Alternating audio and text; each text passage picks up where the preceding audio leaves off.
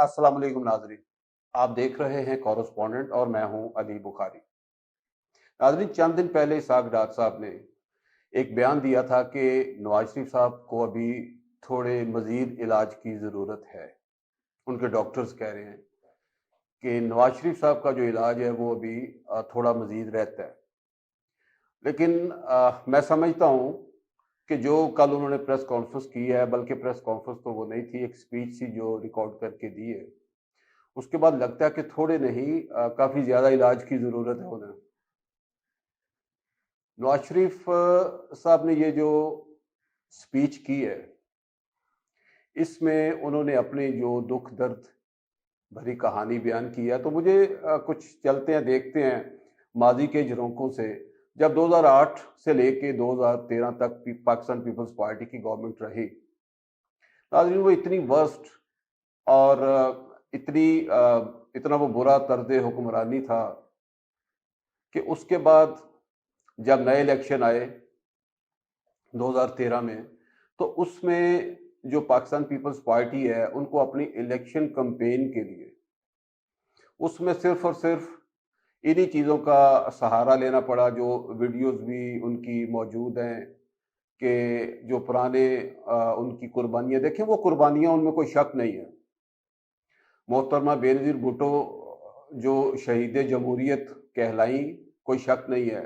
जुल्फ़िकार अली भुट्टो साहब की जो कुर्बानियाँ हैं, उसमें भी कोई शक नहीं है। लेकिन इन कुर्बानियों के सहारे पे आप ज़्यादा देर चल नहीं पाते। चलने के लिए आपकी जड़ें जो हैं वो अवाम में मौजूद होनी चाहिए।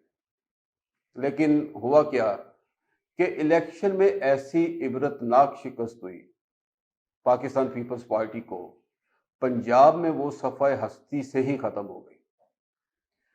उनके जो उम्मीदवार थे एमएनए के, नाज़रीन, उनके वोट इतने ही आते थे या इतने ही आए थे जैसे एक यूसी यूनियन काउंसिल का जो चेयरमैन होता है या नाजिम होता है, जितने वोट वो सिक्योर करते हैं उनसे भी कम आए।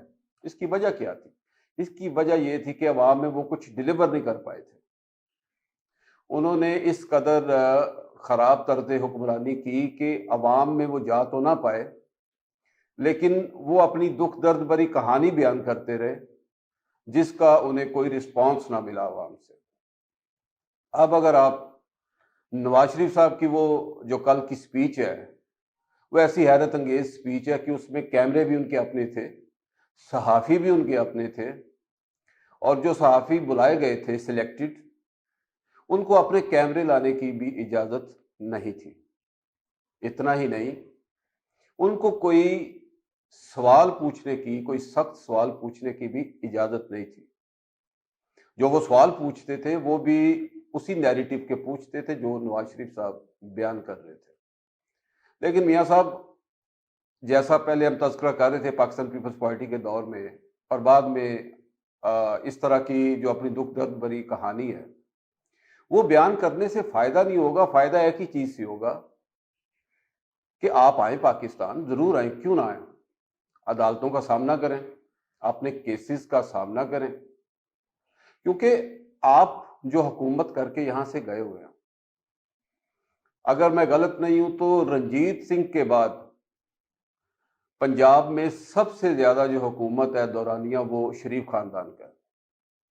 मिला क्या अवाम को? मिला क्या?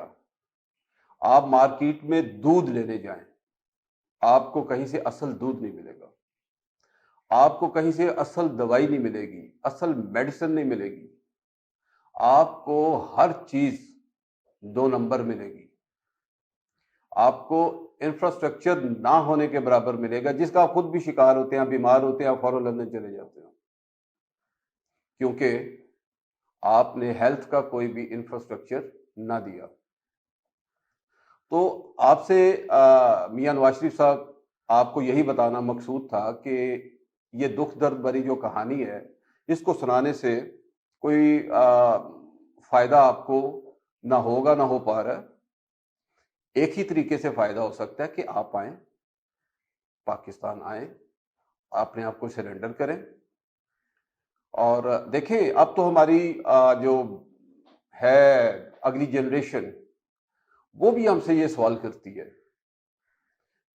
کہ کیا پاکستان میں کوئی قانون ہے جس کے خلاف تقریباً 4 سال نیب کی کارروائی ہوتی رہی، اس پہ قوم کا اربوں روپیہ لگا، قوم کے ٹیکسوں کا اربوں روپے لگے، فائدہ کیا ہوا؟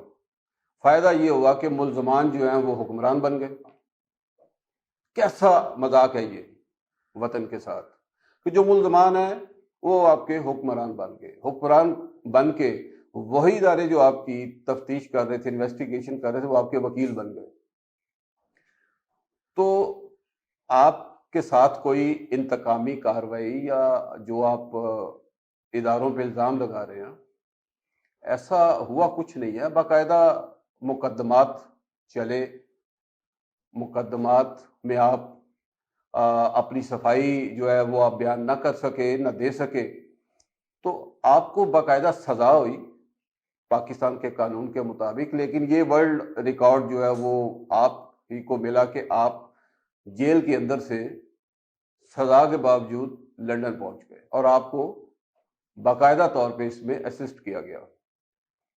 ناظرین، آج نواز شریف صاحب کی کل چھٹی والے دن یہ سپیچ تھی، اور آج ان کے جو نواز شریف کیمپ کے مرکزی کھلاڑی آج کل ہیں میاں جاوید لطیف صاحب، وفاقی وزیر، لیکن ابھی پورٹ فولیو کا پتہ نہیں کہ کون سے محکمے کے ہیں، انہوں نے بھی آج ایک پریس کانفرنس کی جس میں انہوں نے بڑے شکوے شکایت کی اور الزامات پھر لگائے کہ یہ جو لانگ مارچ ہے عمران خان صاحب کا، یہ سہولت کاری کے بغیر ممکن نہیں۔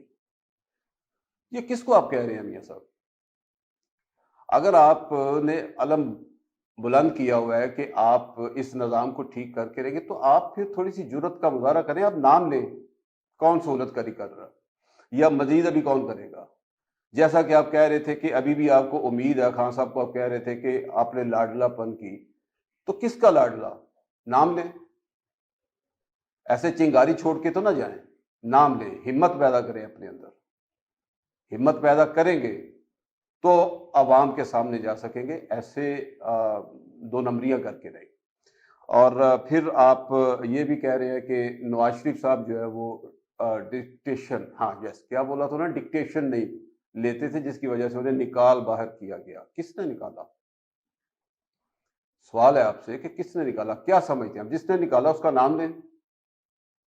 اگر آپ یہ کہہ رہے ہیں کہ عدالت کے فیصلوں نے نکالا، تو پھر تو آپ ڈائریکٹ عدالت پہ، عدلیہ پہ، اداروں پہ الزام لگا رہے ہیں، اور میرے خیال میں اداروں نے آپ کو بلایا بھی ہوا ہے، آپ جائیں گے، پرسنل بلایا ہے عدالت نے آپ کو، آپ کے اوپر اسی طرح کے ہی کچھ الزامات ہیں جن کا آپ سامنا کرنے جا رہے ہیں، تو دیکھتے ہیں کہ آپ اپنی صفائی میں ادھر کیا کہتے ہیں۔